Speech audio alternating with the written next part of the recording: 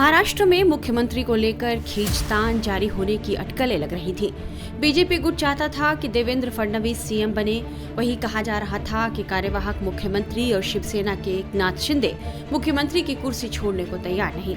शिवसेना नेताओं के बयान आने लगे कि महाराष्ट्र का चुनाव एकनाथ शिंदे के चेहरे पर लड़ा गया था। लाड़की योजना शिंदे की सोच थी, इसलिए सीएम शिंदे ही होने चाहिए।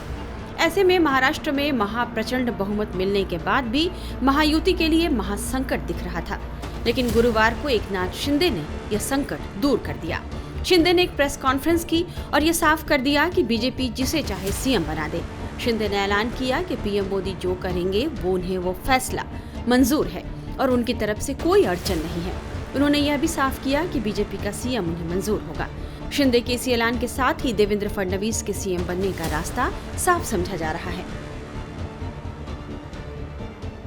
हमारे राज्य में जो महायुति को जीत हासिल हुई है, इसलिए पहले तो मैं सभी मतदाताओं को बहुत बहुत धन्यवाद देता हूं, उनका आभार व्यक्त करता हूं। हमारे लाडली बहना, लाडले भाई, लाडले किसान, लाडले सब जो भी है, सभी लोगों ने हमें पूरा सपोर्ट किया है और ये लैंडस्लाइड विक्ट्री है। ये अभूतपूर्व ऐसी विक्ट्री है। पिछले कई सालों में हम देखेंगे तो कभी भी ऐसी जीत दिखाई नहीं पड़ी है और ना मिली है। और इसलिए मैं महायुति के हमारे सभी लोगों को धन्यवाद तो दूंगा ही और मतदाताओं को धन्यवाद देता हूं।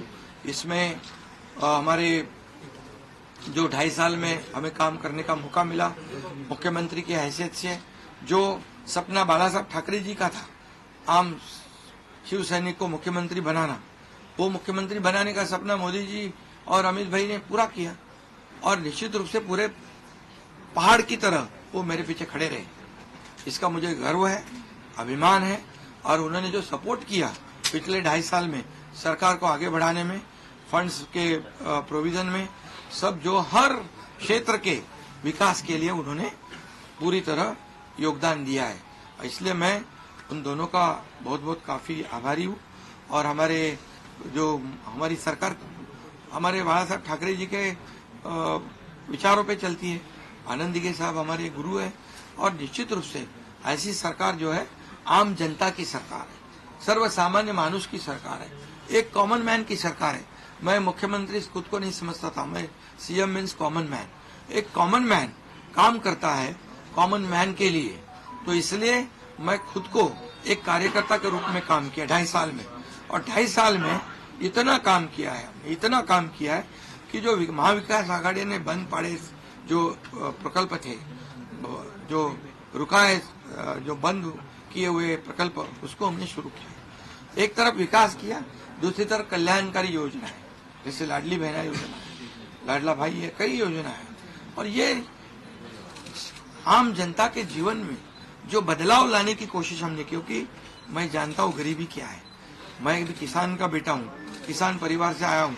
इसको उसका अनुभव होना चाहिए, उसकी गरीबी क्या होती है उसकी जानकारी होनी चाहिए। और इसीलिए मैंने आते पहले ही जब मैंने सोचा कि हमारी सरकार आएगी और आम जनता को उसके जीवन में बदलाव लाएगी, इसलिए हमने लाडली बहन योजना शुरू की। हमारे सभी साथियों, दोनों डीसीएम, सभी लोगों ने इसमें योगदान दिया और इतने बड़े पैमाने पे 2.5 करोड़ लाडली बहना योजना पे उनको जो विपक्ष लोगों ने बहुत विरोध किया, कोर्ट में गए, लेकिन हमने वो शुरू रखी। एक विश्वास पैदा हो गया हमारे सभी किसानों में, लाडली बहनाओं में, लाडले भाइयों में, सभी में। और इसलिए ये बहुत बड़ी जीत मिली है। और ये ऐसी जीत मैं चाहता हूं कि अभी हमारी जिम्मेदारी बढ़ गई है, अभी हमारी जिम्मेदारी और बढ़ गई है।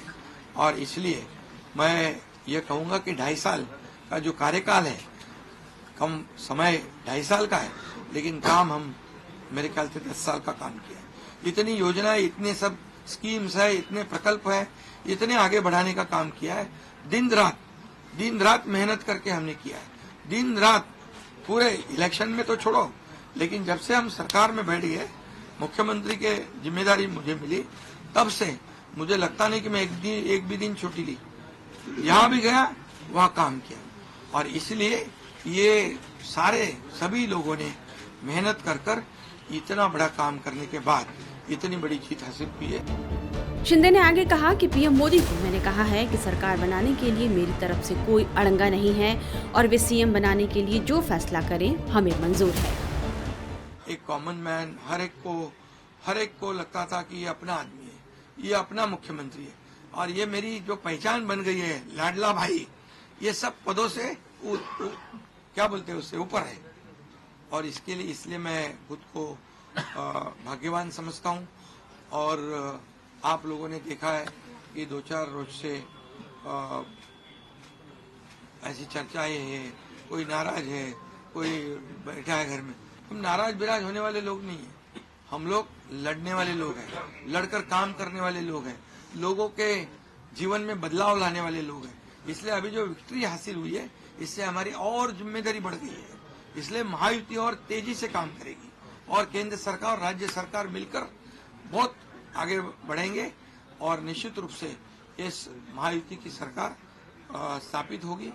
और इसीलिए जो मैंने आप लोगों को कहा कि लगा कि क्या हुआ, मैं तो कल आदरणीय प्रधानमंत्री जी से भी बात की, उनको भी कहा सरकार बनाने में हमारी तरफ से कोई अड़चन नहीं है, आप निर्णय ले लो।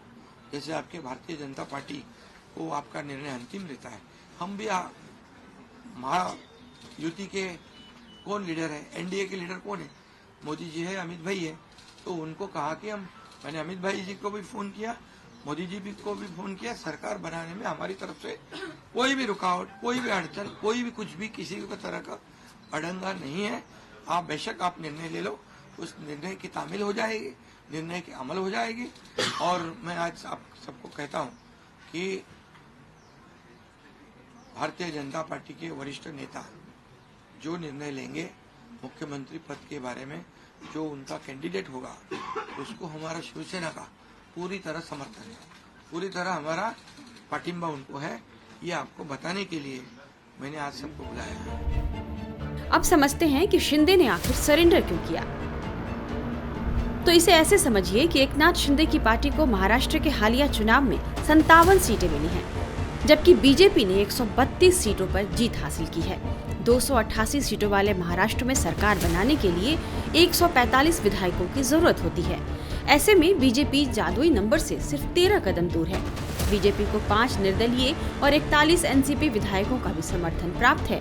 ऐसे में उसके सामने बहुमत के आंकड़े को जुटाने में कोई खास परेशानी नहीं है। बीजेपी सबसे बड़ी पार्टी होने के नाते मुख्यमंत्री की कुर्सी पर दावा कर रही है। राजनीतिक विश्लेषकों का मानना है कि ऐसे में एकनाथ शिंदे के पास बीजेपी का फॉर्मूला अपनाने के अलावा कोई विकल्प नहीं है।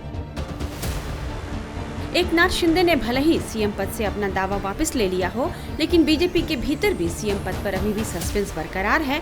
कहा जा रहा है कि बीजेपी पर्यवेक्षक भेजकर पहले विधायकों की राय लेगी और फिर नए मुख्यमंत्री का चुनाव करेगी। गठबंधन के भीतर भी मुख्यमंत्री पद पर आम सहमति बनाने के लिए एकनाथ शिंदे, अजित पवार और देवेंद्र फडणवीस को दिल्ली बुलाया गया है। एकनाथ शिंदे ने खुद इसकी पुष्टि की है।